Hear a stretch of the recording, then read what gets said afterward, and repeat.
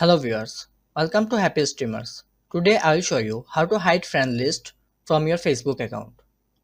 Let's go to Facebook first. Then from the top right corner, select your account. Then go to Setting and Privacy. Then select Setting again. Now from the left menu, select Privacy. Now in the third box, How people can find and contact you, you can see there are some options where you will find who can see your friend list. It is selected to public so everyone can see your friend list.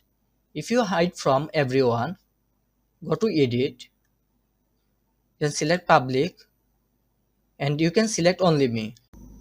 So no one will be able to see your friend list. Even your friends won't see your friend list. That's all. If you find this video useful, please like, comment and subscribe. Thank you.